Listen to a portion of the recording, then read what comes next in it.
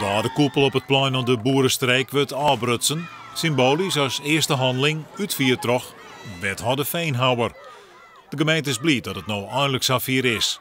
Attractiepark Duinenzaten verhuizen rond 10 naar de andere kant van het dorp. En het beziekencentrum van Staatsbosbeheer kiest voor een oorplak.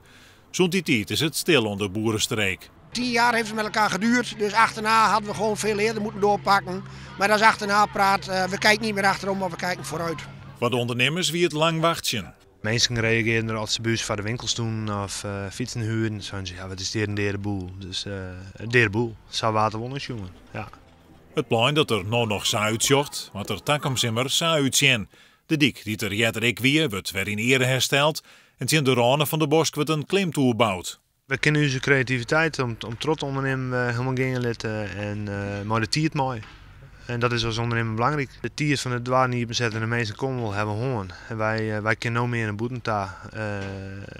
Als je wat meer mensen diversiteit komt, ja, maar die diversiteit van mensen kunnen wij ook weer op inspelen als ondernemers. De stichting Recreatieve Inrichting Appelskeer moet ondernemers stimuleren om het dorp weer broeien te maken. En er lijkt wel wat werk, want er zijn nog een aantal lege plakken aan het plein.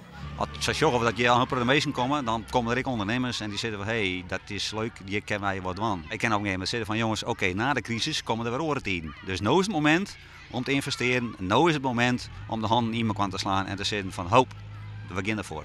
De gemeente had 3 kwartier voor de oorlis van het plein uitlutsen. Het werk begint vlak voor de winter.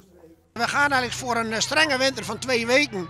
Zodat de stedentocht gereden kan worden en daarnaast dan moet het eigenlijk een beetje zacht blijven zodat wij door kunnen werken.